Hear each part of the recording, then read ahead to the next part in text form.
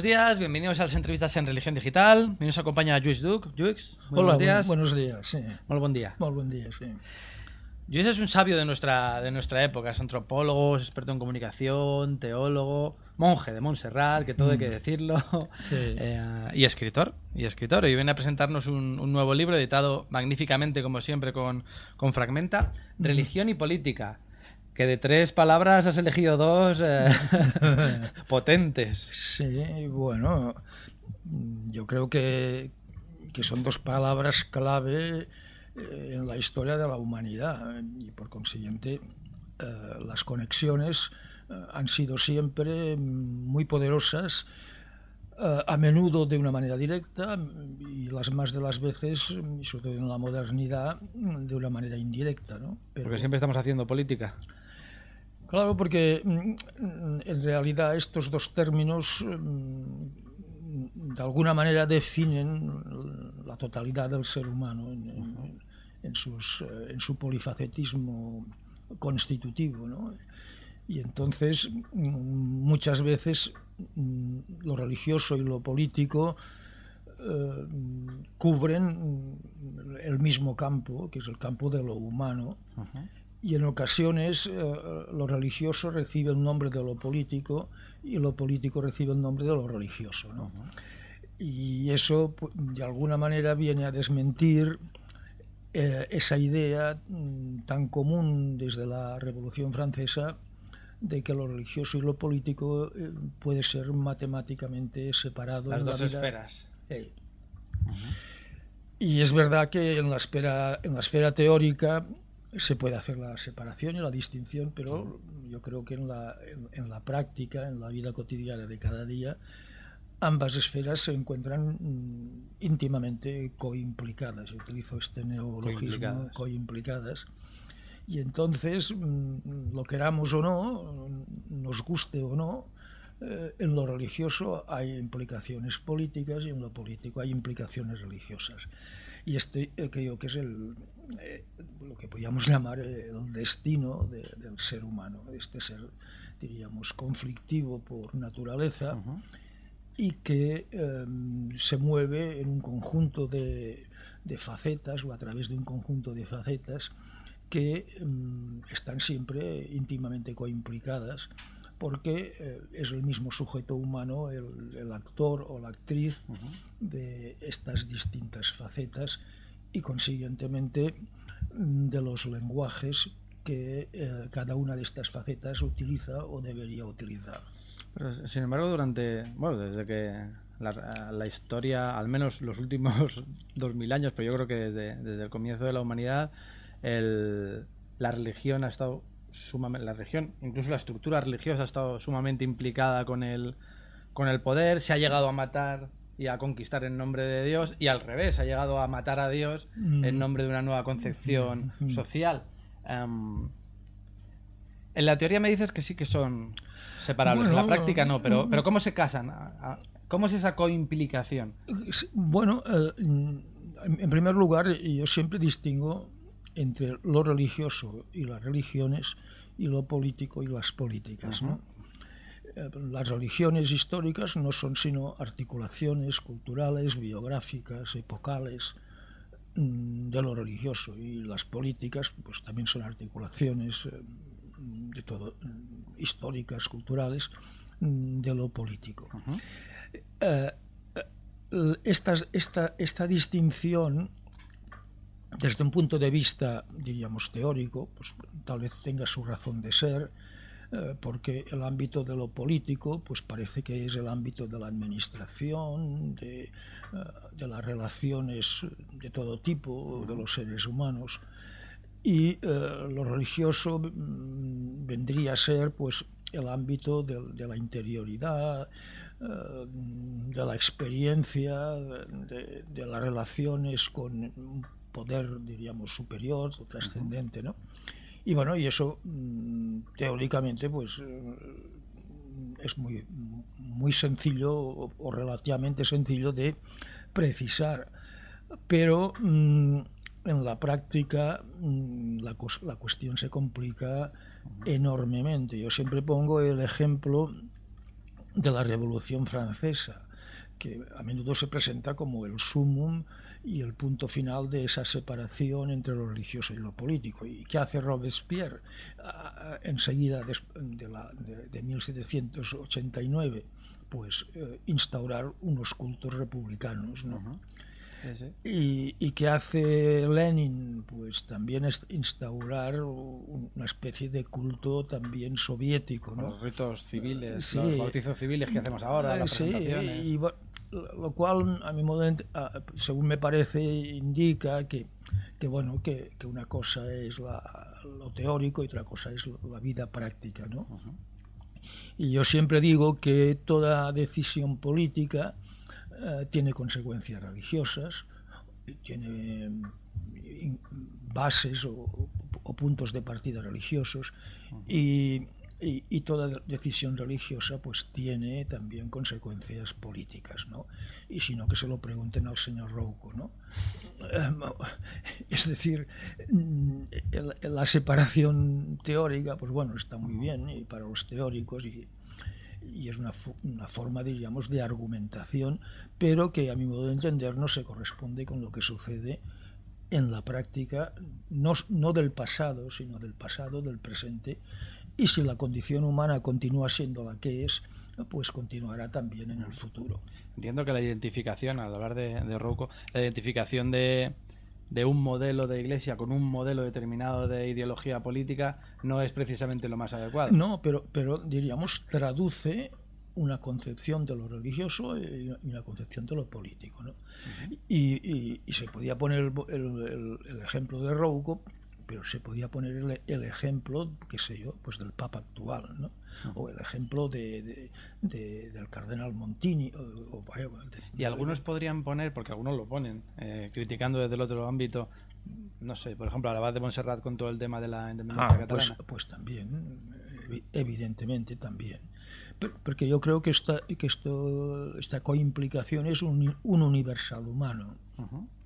Y consiguientemente pues las formas de articulación son muy distintas e incluso pueden ser contradictorias, uh-huh. Pero siempre se da esta articulación porque en definitiva el elemento humano, la substancia humana es siempre la misma, ¿no? Un ser, como dice la tradición, un ser finito con apetencias de infinito, ¿no? Luis, ¿qué implicaciones debe tener lo religioso en políticas prácticas? No sé, pensando en voz alta, en temas relativos a la defensa de la vida, al aborto, en temas relativos a la territorialidad, uh-huh. O en cuestiones... porque claro, ahora mientras estamos hablando se está decidiendo todo el tema de la coronación de Felipe VI y parece que es muy claro que no va a haber una misa porque estamos en un estado confesional. Esas distinciones, aunque no siempre se hacen, parecen claras. Luego se harán o no se harán, hablaremos de funerales de Estado o no, pero a la hora de legislar, a la hora de establecer normativas que afectan a cuestiones morales, como puede ser la unidad de un territorio, como puede ser la vida, la defensa de la vida, como puede ser tantas y tantas cosas que podríamos hacer una lista casi infinita. ¿Cómo afecta la vertiente religiosa inherente a todo ser humano y también a los gobernantes, también a los que plantean las leyes? ¿Y cómo debería afectar si es que hay una fórmula? Bueno, aquí siempre de entrada nos encontramos qué entendemos por religión, qué entendemos por política. Yo entiendo por religión, siguiendo la idea de uno de los teólogos más importantes de la primera mitad del siglo XX, que es Paul Tillich, uh-huh. Entiendo por religión lo que nos atañe incondicionalmente. Es decir, lo que nos toca de una manera, diríamos, no ya periférica o epitélica, sino de una manera profunda, ¿no? Uh-huh.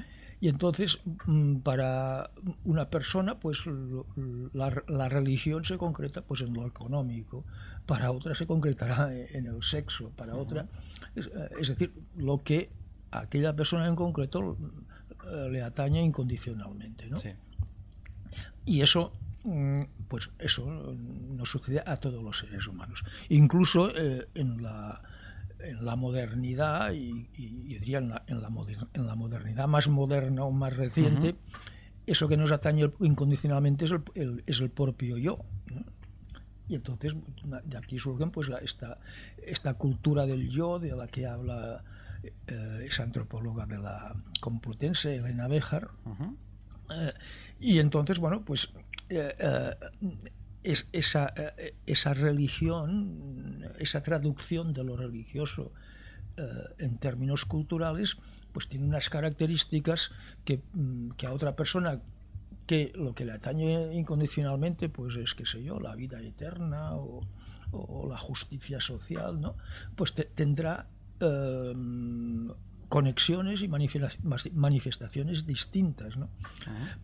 Porque yo siempre parto del supuesto de que los seres humanos fundamentalmente no somos ni buenos ni malos, somos seres ambiguos, ¿no? Y en cada momento resolvemos esa ambigüedad mediante una propuesta que continúa siendo ambigua, ¿no? De la mejor manera que podemos. Sí. O que Es decir, no hay una solución definitiva a nuestra condición de seres ambiguos, ¿no? Y entonces, bueno, eso se traduce en todos los ámbitos, ¿no? En el ámbito político, en el ámbito religioso y, evidentemente, en esa coimplicación de lo religioso y de lo político que puede tener manifestaciones variadísimas, ¿no?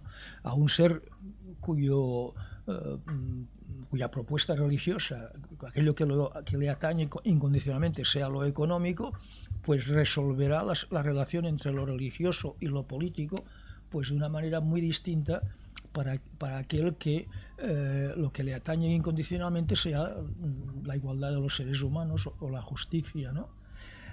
Porque en el fondo, ¿qué es lo religioso político? Bueno, pues es la forma de presencia del ser humano en su mundo cotidiano. Un ser humano que se puede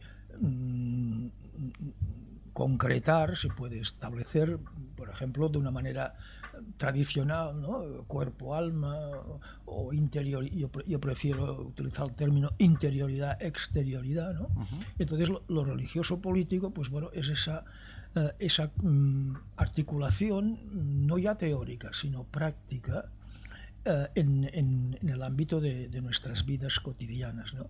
Y la persona para la que lo religioso, es decir, lo que le atañe incondicionalmente es lo económico, entonces pues también tiene consecuentemente una concepción de lo político que está en función de esta manera, ¿no?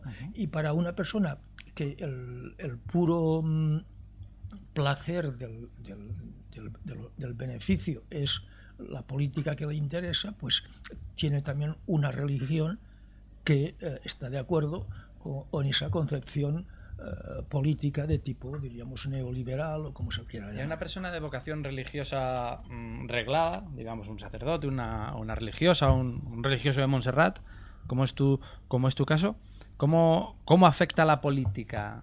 La política ya entendida como, no sé si partidista o ideológica. ¿Cómo se vive desde...? Por ejemplo, bueno, pues entonces, en el caso de una persona, diríamos, profesionalmente religiosa,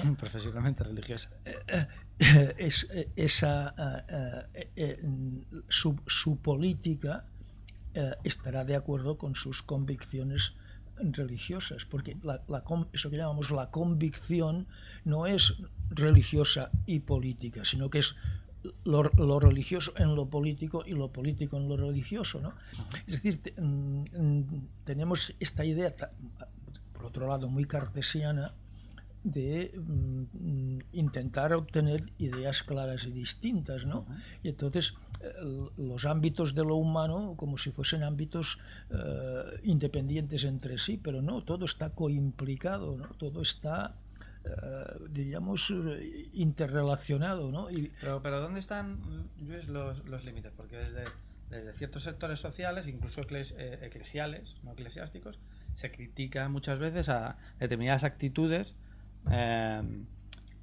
politizadas de personajes de iglesia, desde Rouco, por poner un ejemplo en un lado, no sé, a Teresa Forcades, por poner otro, a obispos que salen de manifestaciones para protestar contra el matrimonio gay o contra la educación para la ciudadanía, o a no sé, a monjes de Montserrat o algún arzobispo que defiende el derecho de Cataluña a manifestarse como nación independiente. ¿Dónde están los límites? No, es que aquí es donde está, yo creo, la falacia argumentativa, ¿no? Uh-huh. Aquí los límites no son, diríamos, radicales, sino hay la palabra osmosis, creo que uh-huh. ejemplifica muy bien esta situación, ¿no? Es decir, no hay una interrelación uh-huh. Y lo religioso y lo político son dos nombres, pero que indican una realidad que es religioso-política, ¿no? Y por eso yo en el libro defiendo lo religioso-político, no lo religioso por un lado y lo político por el otro, sino lo religioso-político como manera de expresar la complejidad de lo humano y también para expresar ese carácter finito, este carácter contingente, este carácter, diríamos, de búsqueda, casi diría de insatisfacción, que experimentamos los seres humanos, ¿no?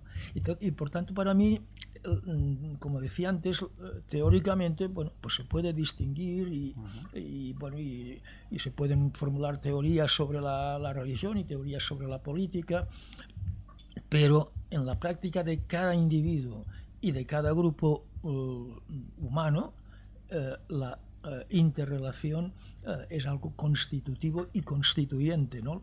No solo constitutivo, sino constituyente, ¿no?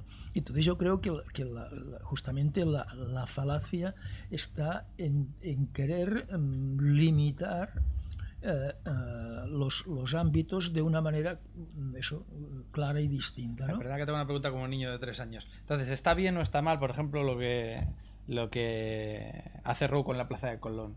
¿O está bien o está mal el posicionamiento político, incluso organizativo, de Teresa Forcades respecto a la independencia? Bueno, aquí los juicios generales, a mi modo de entender, siempre se harán desde unos prejuicios claro. Que en sí mismos están más allá o más acá de las argumentaciones, ¿no? Uh-huh. Entonces sí que lo que se puede argumentar es sobre las consecuencias, pero en las formulaciones, pues bueno, yo no estoy de acuerdo con la posición que adopta, es decir, con las consecuencias de las posiciones que adopta Rouco, pero desde su punto de vista está actuando religioso-políticamente, ¿no? Y lo mismo podríamos decir de la señora Forcades, ¿no? Es decir, yo en esto sigo el dictum evangélico de por sus frutos los conoceréis, ¿no? Uh-huh. Y estos frutos siempre son resultados de esa coimplicación de lo religioso y de lo político. Y evidentemente lo que resulta de todo eso, bueno, son esos frutos, ¿no? Y estos frutos sí que están o pueden estar bajo el criterio absolutorio o reprobable de otra persona o de otro grupo, ¿no? Uh-huh. Y consiguientemente lo que a mí me parece que no es real, en el fondo no es real, es emitir juicios que solo abarquen o intenten abarcar solo el ámbito de lo religioso o el ámbito de lo político.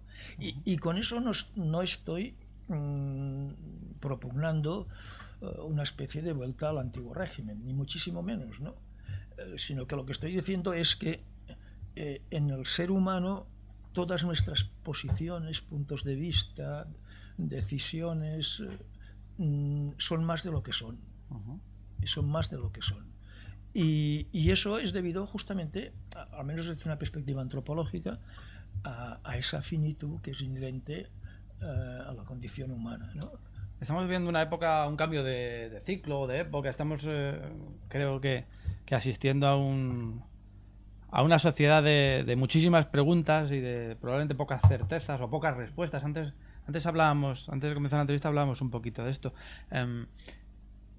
¿Cómo se posiciona lo religioso frente a esta situación? La estamos viendo en España en estos meses, esta situación de falta de confianza en las instituciones, de indignación, de petición de cambio de las cosas y de una política institucional, por otro lado, que no termina de entender el lenguaje o lo que se le está pidiendo.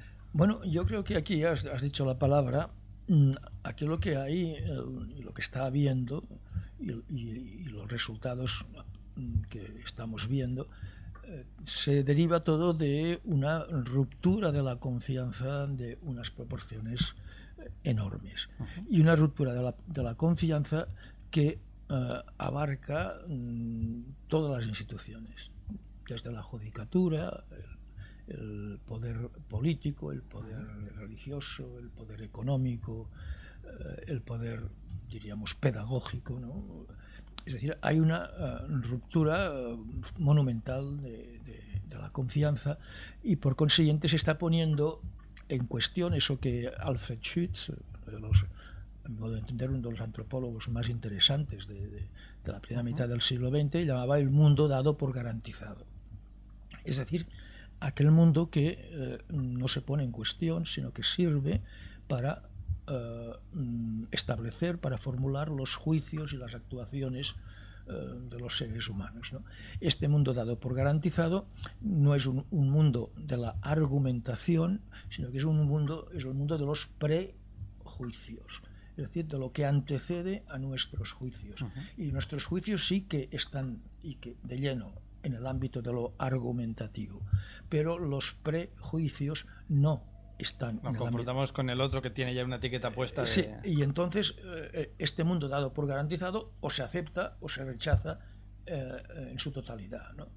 Y consiguientemente es este mundo dado por garantizado el que ha entrado en una situación de desconfianza, de crisis y por tanto de ruptura, ¿no? Y esto es muy grave. Esto es muy grave porque ya no se trata de esa política o de esa toma de posición, sino que se trata de algo fundamental, porque es ese algo que sobre el que fundamentamos nuestros juicios, nuestras decisiones, ¿no? Y yo creo que aquí es donde está el meollo, el centro vital de la problemática de nuestro momento, ¿no? O sea, una ruptura de la confianza, una ruptura que resulta muy difícil de sanar, de restablecer, porque, como decía, no se trata de una argumentación, ¿no? de un poner sobre la mesa una serie de pactos, sino que es algo mucho más profundo, ¿no? Es algo que nos atañe, diríamos, incondicionalmente, ¿no? Es decir, lo que nos atañe incondicionalmente en la convivencia, en la organización del Estado, en las relaciones territoriales, todo eso se ha desmantelado, ¿no? Y entonces aquí la cuestión, pues yo creo que es muy seria, ¿no? ¿Cómo lo solucionamos? ¿Qué respuesta podemos aportar? Bueno, yo creo no sé si decir desde la fe o desde... Yo aquí es donde me parece que se necesita un restablecimiento, cosa que es bastante complicado, de la confianza. Y entonces aquí, ¿quién inspira confianza a quién? Uh-huh. Aquí es donde está la cuestión, ¿no?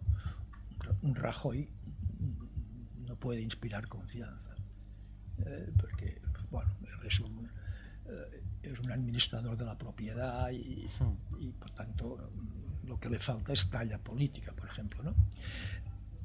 Y bueno, y así podríamos continuar hablando tanto desde aquí como desde Barcelona, ¿no? Pero el problema, a mi modo de entender, es, bueno, ¿quién es capaz de restablecer la confianza, ¿no?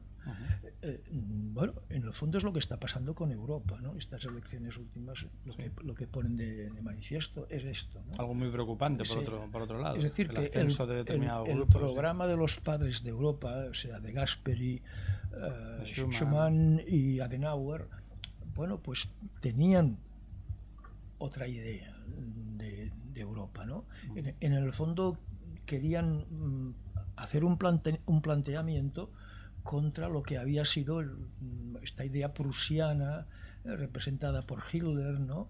Y de fundamentar una Europa unida sobre unas bases en el fondo cristianas, porque los tres eran cristianos, y además unas bases muy alemanas, porque para los tres padres de Europa el alemán era su lengua materna, ¿no? Incluso para De Gasperi, ¿no? Más una Alemania que es un país en el que, a diferencia de España, sí que ha habido una convivencia, al menos entre distintas religiones, confesiones cristianas. Sí. Pero ha habido una deriva, a mi modo de entender, fatal, y es que, por un lado, una porción muy importante de Europa ha derivado pues a un economicismo cuyo representante sería la señora Merkel, y por el otro lado ha derivado a una especie de mediterraneanismo cuyo representante sería Berlusconi, ¿no? Y entonces, diríamos, esta Europa ideal pues ha quedado absolutamente fuera de juego, ¿no? Y entonces surgen grupos como Le Pen en Francia, estamos viendo en Grecia, estamos viendo en Holanda, en España se ha dado otro fenómeno completamente diferente, pero estamos en Reino Unido asistiendo al surgimiento con cierta fuerza de grupos no solo antieuropeístas, que bueno, que eso se podría discutir, sino de una tendencia de ultraderecha muy preocupante y xenófoba. Bueno, pero aquí yo creo que es un factor a tener muy en cuenta, el miedo, el temor que es consecuente y que se encuentra siempre presente en la estructura humana, ¿no? Entonces, cuando hay temor, nos podemos hacer la pregunta, ¿no? ¿Puede ser bueno la persona que tiene miedo? ¿Puede ser buena la persona que tiene miedo? Esta es una pregunta que a mí siempre me ha inquietado muchísimo, ¿no? Porque los seres humanos todos tenemos miedo y por eso no somos nunca totalmente buenos. Pero libres. Bueno, y libres, ¿no? Pero evidentemente hay, digamos, miedos y miedos, ¿no? Y cantidades de miedo, para decirlo de alguna manera, mayores o menores, ¿no? Y entonces, cuando este miedo alcanza unos niveles estratosféricos, entonces la maldad también alcanza unos niveles estratosféricos, ¿no? Y entonces yo diría que en Europa lo que hay en este momento es muchísimo miedo. Pasa de la incertidumbre al miedo. Miedo, y entonces evidentemente pues hay una utilización política del miedo. Yo siempre he creído que la administración del miedo es uno de los factores más perversos y más negativos que pueden aparecer en la escena pública, ¿no? Y de eso hay muchísimos ejemplos. Me ha interesado siempre toda la cuestión del nacionalsocialismo, y en el fondo el nacionalsocialismo es, al menos en algunos aspectos, una diabólica administración del miedo. Y entonces diríamos una especie, diríamos, de recuperación perversa de la confianza. En realidad todo ataque es una defensa frente a otros que suponen una amenaza. Y entonces aquí pues estamos... Es muy eclesiástico también esa apreciación. Claro. La defensa de los valores, claro, es una sociedad que está yendo en contra de los valores cristianos por aprobar tal ley. Claro, el cristianismo es una religión, a mi modo de entender, de las periferias, ¿no? No es una religión de la integración social. Durante mucho tiempo la hemos convertido en una religión de miedos. Claro, porque es una relación de la integración, ¿no? Y por tanto se intenta desde los sistemas que haya una regulación de tipo canónico, de tipo dogmático, ¿no? Y entonces todo el aspecto profético sapiencial pues queda muy diluido, ¿no? Y incluso demonizado, ¿no? Como algo... No se da tanto esa coimplicación. No, o sea... O la coimplicación que siempre se da, pero tiene unos caracteres, yo diría, al menos desde mi punto de vista, pues muy reprobables, ¿no? En el fondo, desde mi punto de vista, siempre muy poco cristianos, ¿no? Estamos terminando, Luis, pero no me puedo resistir a hacerte una pregunta que estoy intentando hacerte desde el comienzo de la entrevista. No sé si cómo ves el futuro, pero ¿cómo ¿Estarías a gusto en una...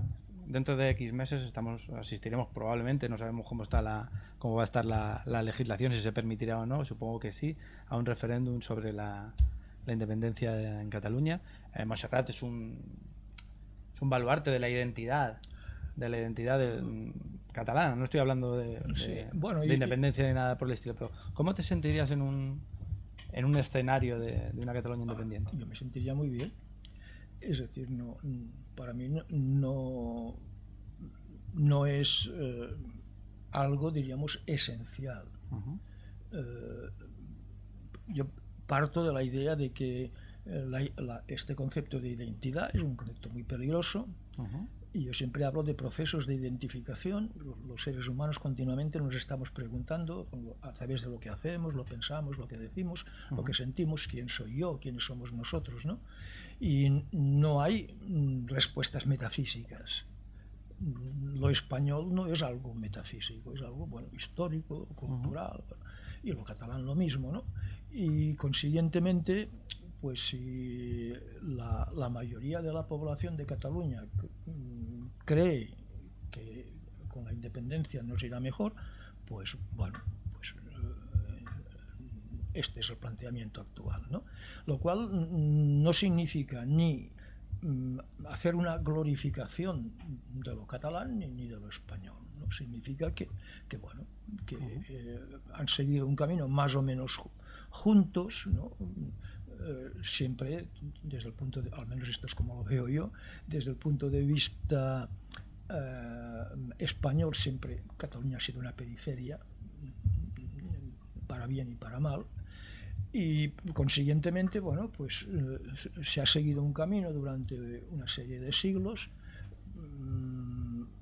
Además, aquí históricamente se tendrían que hacer una serie de advertencias, ¿no? con la cuestión de Felipe V, ¿no? y todo el final del pacto entre la corona española y Cataluña-Aragón, ¿no? O sea, y entonces aquí se inicia otra manera de, digamos, no de convivencia, sino de malvivencia dictada por los vencedores en aquel caso, que son los Borbones, en contra del pueblo de Cataluña y también del pueblo de Valencia y del pueblo de Aragón. Por consiguiente, para mí, que no parto de una concepción esencialista de la identidad, ni mucho menos, siempre lo he combatido y siempre en distintos artículos en La Vanguardia y así lo he manifestado, pero si la voluntad popular está por la independencia, pues esto es lo que se tiene que poner en práctica, ¿no? Habida cuenta de otro factor al cual me refería antes, que ha habido una ruptura de la confianza. O sea, y eso yo creo que desde Madrid, que tal vez ahora se empieza a ver claro, pero al principio se tomaba como un factor irrelevante, ¿no? Iñaki Gabilondo justamente hace ya un tiempo que en una de sus intervenciones en la cadena SER lo decía, hace bastante tiempo, ¿no?